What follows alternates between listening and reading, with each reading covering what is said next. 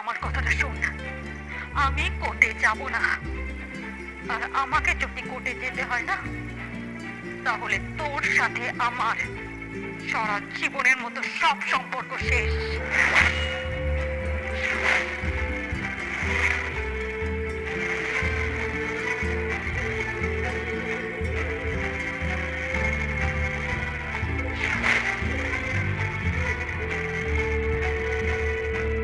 তিনি মাথা ঠান্ডা করো, মাথা ঠান্ডা করো। আমি নিজে তোমার শ্বশুরমশাইয়ের সঙ্গে কথা বলবো এটা নিয়ে। লাভ নেই কোনো, যেতে ওনাকে হবে।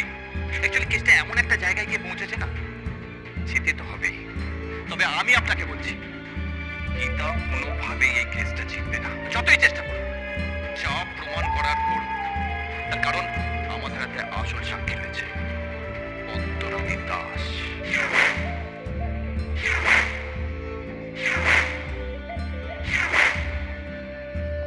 ও নিজেই সওয়াল করবে নিজের হয়ে, সকলের সামনে দাঁড়িয়ে বলবে যে শ্লীলতা হয়নি, ও স্বেচ্ছায় বিয়ে করেছে। হ্যাঁ, আর ওর মুখ থেকে এটাও বলাবো যে ও রিপানকে ভালোবাসে।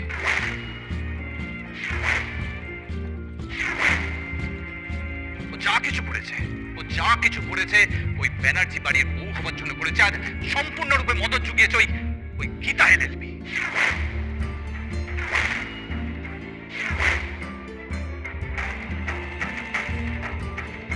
আমি আপনাকে বলছি, গীতার ইমেজ আমি শেষ করে দেবো। অগ্নিজিৎ মুখার্জির সাথে লড়াই করতে এসেছিল তো, আমি ওকে ছেড়ে কথা বলবো না, কিছুতেই ছেড়ে কথা বলবো না, কিছুতেই না।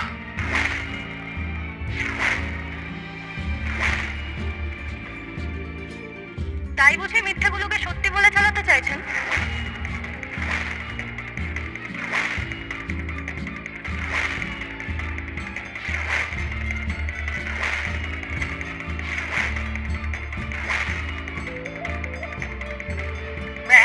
হ্যাঁ মাম্মি, মিথ্যাগুলোকে সত্যি করে চালাতে চাইছে।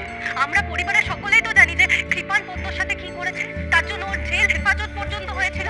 ও অন্যায় করেছে, ও একসঙ্গে দুটো মেয়ের সঙ্গে অন্যায় করেছে। ও পদ্মর সাথেও অন্যায় করেছে, ও আমার সাথেও অন্যায় করেছে। তুই কিন্তু পাকা পাকা কথা বলছিস। না, আমাকে বলতে দাও। মেহেক, তুমি কিন্তু অনেক ছোট। হতে পারি আমি ছোট, তবু তো সত্যিটা তো বলতে হবে।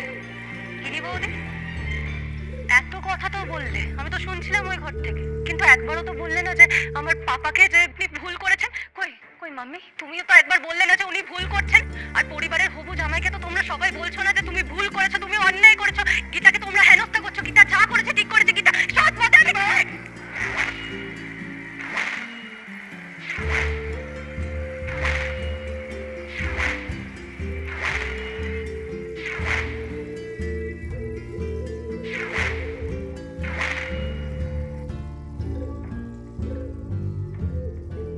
কেন মারছো ওকে? ওকে একদম মারবে না, ও বড় হয়েছে। তাহলে ওকে বল, দয়া করে একটু চুপ থাকতে বল। মেহেক, কেন এত কথা বলছিস?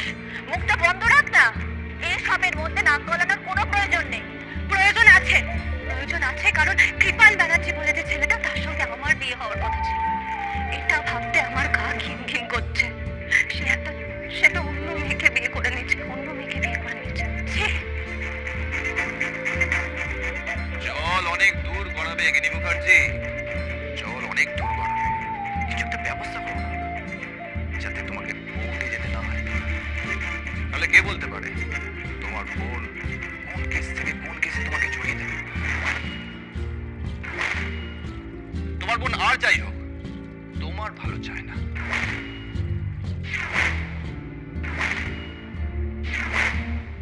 নইলে তোমার ঘর, তোমার আমার ঘর, আমার সংসার নিয়ে আপনাকে মাথা না ঘামালেও চলবে।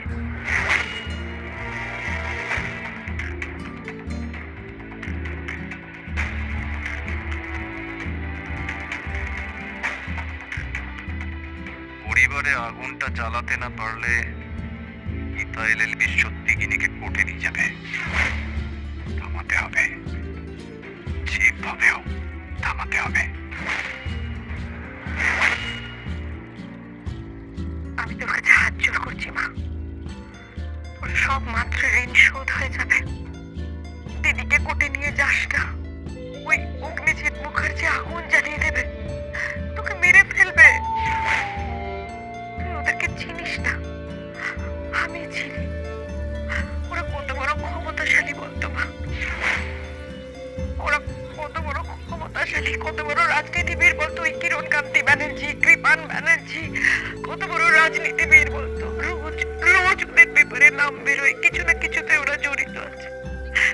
ওরা তোকে মেরে ফেলবে মা। ঘরে ঘরে শত্রুতা করিস না মা, ঘরে ঘরে শত্রুতা করিস না মা। কি? আজকে যখন আমি কোর্ট থেকে বেরোচ্ছিলাম, একটা লোক না আমাকে কুর্নিশ বলেছে। তালি দিচ্ছিল মা, হাততালি দিচ্ছিল মা, জোরে জোরে জোরে হাততালি দিচ্ছিল।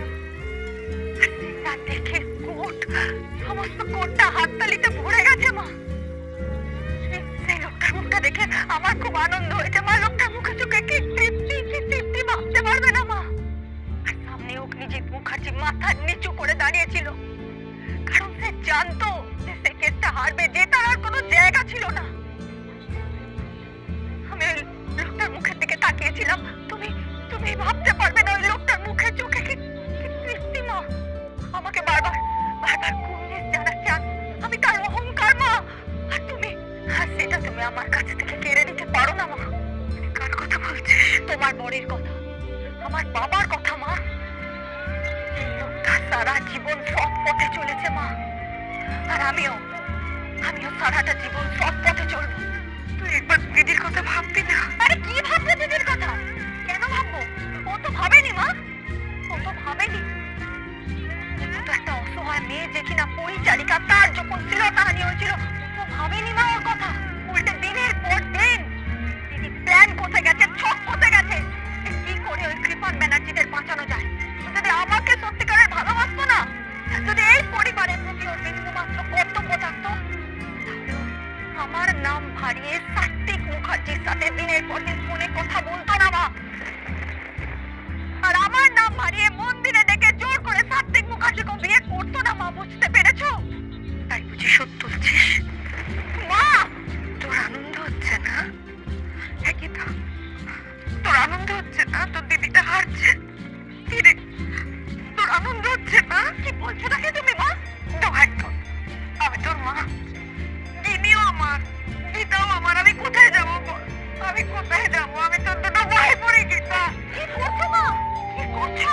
ও গীতা, দিদিকে কোর্টে নিয়ে যাস না গীতা, দিদিকে কোর্টে নিয়ে যাস না। মাফ করো মা, কোর্টের প্রসিডিংস যেভাবে হয় সেভাবেই হবে। ল লয়ের জায়গাতেই থাকবে। আর আইন যদি আইনের পথে না চলে মা, তাহলে তো সমাজটাই টিকবে না। অপরাধীকে সাজা পাইয়ে দেয়া সেটা আমার সামাজিক দায়িত্ব। আর তার জন্য এই কোর্ট, এই ড্রেস, এতগুলো সেকশন নাম্বার, এতগুলো ধারা আর আছে সংবিধান। সম্মান করতে হবে মা, সম্মান করতে হবে। এই আইনকে সম্মান করতে হবে, সংবিধানকেও সম্মান করতে হবে। সেখানে কোনো সম্পর্ক নয়। আর ক্রিমিনালকে তো সাজা পেতেই হবে মা, পেতে হবেই।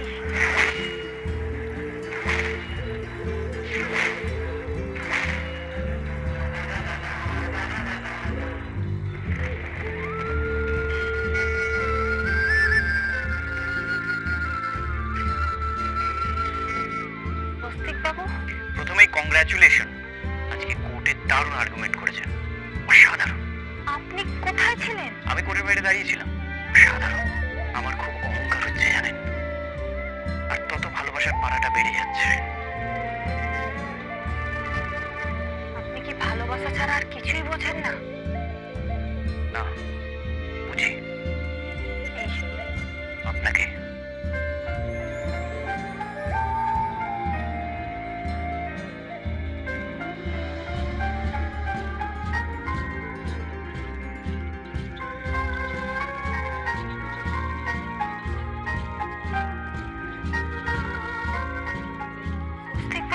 ভালোবাসা মানে আপনি, আর আপনি মানেই ভালোবাসা, ব্যাস এইটুকুই হবে।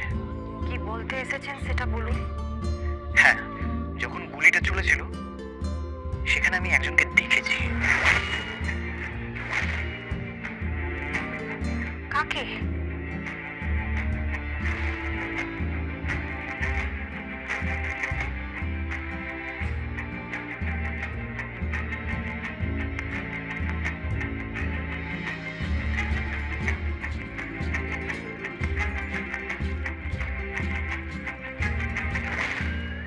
রিসার ওই দেবরূপা হত্যাকাণ্ডের মামলার সঙ্গে জড়িত, কি নাম তার?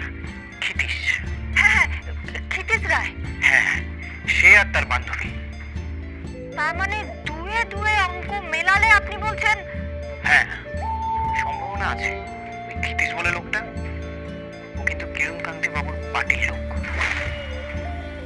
কিরণকান্তির সঙ্গে যোগাযোগ আছে। আপনি জানেন? হ্যাঁ জানি। টুকটাক খবর আমাকেও রাখতে হয়, তাই সাবধানে পা ফেলবেন। আপনি না থাকলে অনেক ক্রিমিনালদের সুবিধা হবে, আর আপনি থাকলে অনেক অসহায়, বিচার না পাওয়া বৃদ্ধ মা, বৃদ্ধ বাবা, অনেক অসহায় নারী, তাদের চোখের জল মুছে যাবে। তাই আপনাকে বাঁচতে হবে, আর ওই ক্ষিতীশ বাবুকে পানিশমেন্ট দিতেই হবে। কিভাবে দেবেন আপনি ঠিক করে নিন। Thank you Swastik Babu, thank you very much. অনেক অনেক ধন্যবাদ আপনাকে আমাকে এই ইনফরমেশনটা দেওয়ার জন্য। Thank you.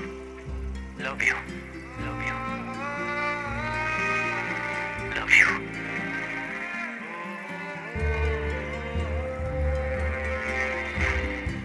কাকে কিনলে? হ্যাঁ, কাকে উকিল ঠিক করলে? ও অগ্নিজিৎ মুখার্জিকে? দাঁড়িয়ে দাঁড়িয়ে তোকে পুরো ছেড়ে কাপড় পরে গেল মেয়েটা। কি চাইলেসবি? কি করতে পারলো? হ্যাঁ, কি করতে পারলো? একের পর এক সাক্ষী তুলছে, আমি দেখতে পাচ্ছি উনি পুরো গ্যাস বেলুনের মতো চুপসে যাচ্ছে আস্তে আস্তে। হারবো নাকি মিয়া? আমি জেলে চলে যাবো, তখন ভালো লাগবে তোমাদের? মাথা ঠান্ডা কর, কিচ্ছু হবে না। আমি তোকে বলছি, ভরসা রাখ, কিচ্ছু হবে না। আমার অগ্নিজিৎ মুখার্জির উপর পুরোপুরি ভরসা আছে, পুরো ভরসা আছে। আমার ভরসা অগ্নিজিৎ মুখার্জির ওপর নেই।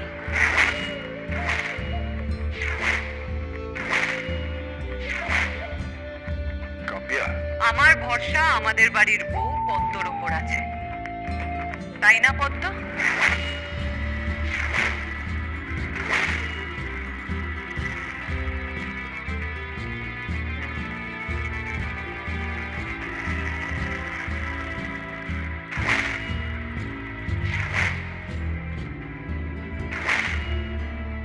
দেখো কি সুন্দর করে লুচি তরকারি বানিয়ে নিয়ে এসেছে, সমস্ত রান্না করেছে নিজের হাতে। লক্ষ্মী বউ, এই বাড়ির খুব ভালো বউ হবে ও। ও কখনোই নিজের বরের কোনো ক্ষতিই হতে দেবে না, তাই না পদ্ম? তুমি আমার পুত্রবধূ, তোমার দায়িত্ব আমার পুত্রকে বাঁচানো। তুমি নিশ্চয়ই ওর সঙ্গে সংসার করতে চাও, সারাটা জীবন ওর সঙ্গে থাকতে চাও, তাই না? কাজে তুমি একমাত্র পারো ওকে বাঁচাতে। কেসের পরের ডেটে তুমি নিজে কাঠগড়ায় গিয়ে দাঁড়াবে, দাঁড়িয়ে বলবে যে যে তোমার সাথে এসব কিচ্ছু হয়, কিচ্ছু না, সব মিথ্যে কেস, ফলস কেস দিয়েছে, ওরা জোর করে তোমাকে দিয়ে করানো হয়েছে, কোনো শ্লীলতাহানি হয়নি, সব মিথ্যে, সব ফলস কেস তোমাকে দিয়ে জোর করে করানো হয়েছে। বাকিটা অগ্নিজিৎ মুখার্জি বুঝে দেবেন, কেমন? আমি কি বললাম বুঝতে পেরেছ তো? আপনারা খেয়ে নিন।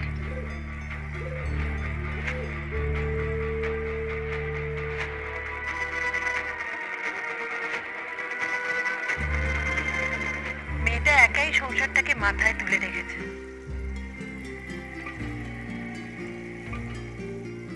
যত্ন নিচ্ছে সংসারের সব কিছু, আমাকে তো কুটোটি নাড়তে দিচ্ছে না।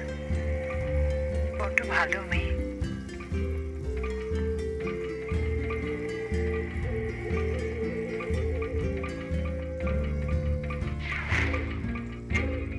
বাড়ির কাজের মেয়ে ছিল তো, ঝিগিরি করতো, তাই এটা তো স্বাভাবিক, করবেই। আপনারা আপনারা কথা বলুন, আমি আসি।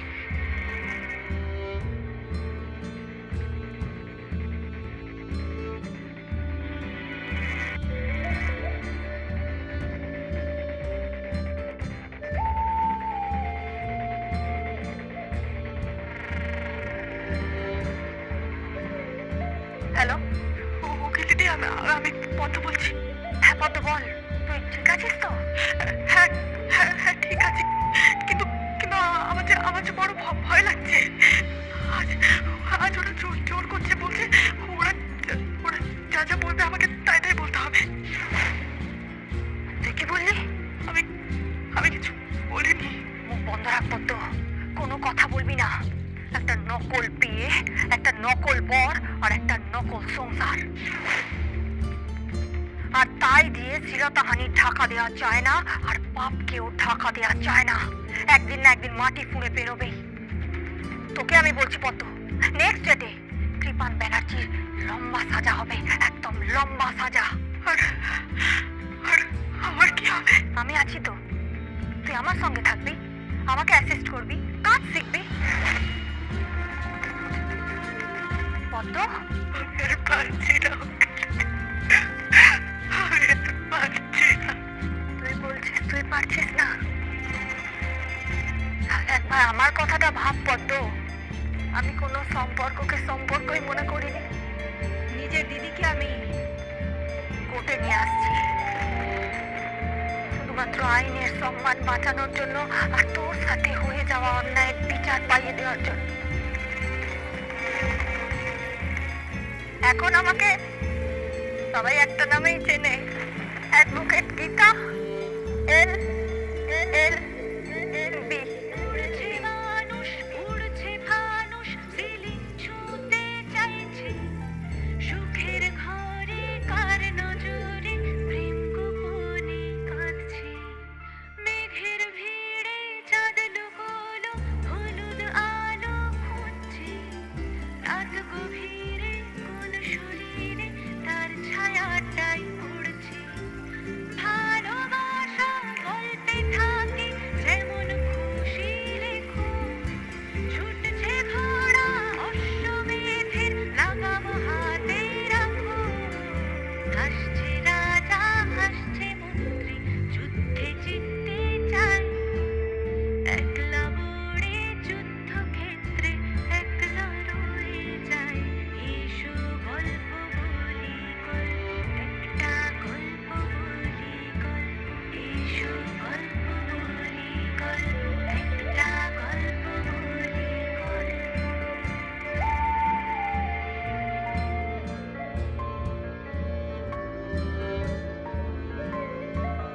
তাহলে ধর্মের কল বাতাসে নড়ে, তাই না? আপনি কি কথাটা আমাকে ঠেস দিয়ে বললেন? এখন তো শুধু আমি ঠেস দিচ্ছি তোমাকে, এরপর সারা পৃথিবী দেবে। এতদিন যে কথাটা বাড়ির মধ্যে গোপন ছিল সেটা এখন জনসমক্ষে এসে গেছে, আর সেটা জনসমক্ষে আনছে কে? না তোমার বোন গীতা।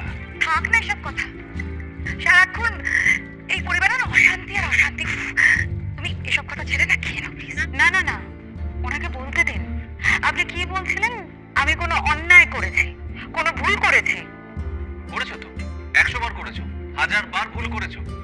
তোমার শ্বশুর মশাই মন যুগে চলার জন্য দিনের পর দিন অন্যায় করে গেছো। সেটা সমাজের চোখেও যেরকম অন্যায়, আইনের চোখে অন্যায়।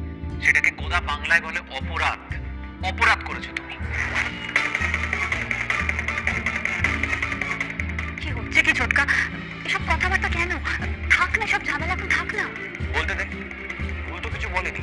আর ও অন্যায় আজ থেকে করছে না, শুরু থেকেই করছে। এই বাড়িতে ওর আসাটাও অন্যায়, আর আমার সঙ্গে বিয়ে করাটাও অন্যায়। তারপর থেকে যা যা হয়েছে সবটাই অন্যায়। সবটাই তোমার জন্য। গিনি, ডাইনিং টেবিল ম্যানার ভুলে যেও না। আর এটা তোমার কি ধরনের ব্যবহার? হ্যাঁ প্লিজ গিনি বৌদি, এরকম বিহেভ করো না। যতই হোক উনি তোমার খুব শ্বশুর হন, এটা ঠিক দেখায় না। তুমি চুপ করো। তুমি কি বোঝো? হ্যাঁ কি বোঝো তুমি? আমার গায়ে জ্বালা হয়, জ্বালা হচ্ছে, আমার জ্বালা হচ্ছে, আর তুমি এখানে বসে বসে বড় বড় কথা বলছো, তাই না? আর আমি দায়ী? হ্যাঁ আমি এই সব কিছুর জন্য দায়ী? আপনি আমাকে কাঠগড়ায় তুলছেন। এখন তো আমি তুলছি তোমাকে কাঠগড়ায়, এরপর তোমার বোন তোমাকে তুলবে, সওয়াল করবে। আর কেসের যা গতিবিধি বুঝতে পারছি আমি, আমার তো মনে হচ্ছে অগ্নিজিৎ মুখার্জিকেও না কাঠগড়ায় উঠতে হয়।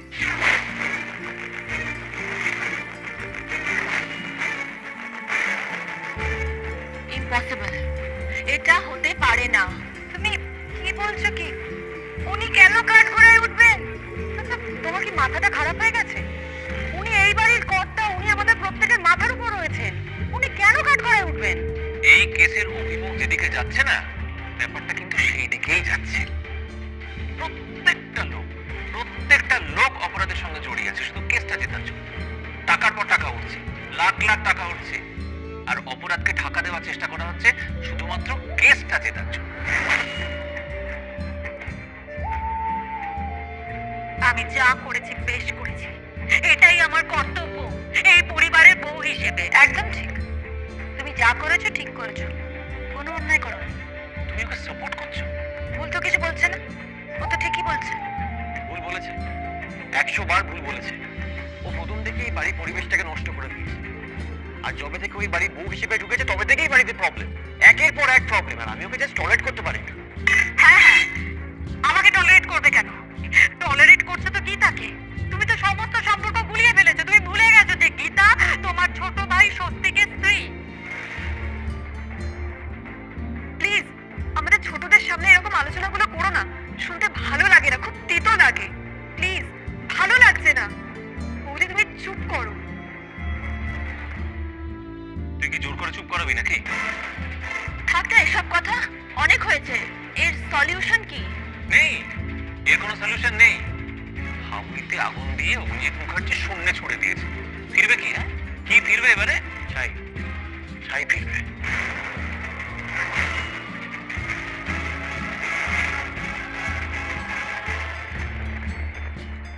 আপনার কাছে এখন আমি একটা ছোট্ট হেল্প চাইবো। কি? আমি আপনাকে বলে দিচ্ছি আপনাকে কি করতে হবে। আপনি কোনো অসাধারণ প্ল্যান করেছেন। হ্যাঁ বড়, অ্যাডভোকেট গীতা এলএলবি কে টার্গেট করেছিলেন না? সবাই জানে কিন্তু কোর্টের ভেতর আমার মুখ চলে আর কোর্টের বাইরে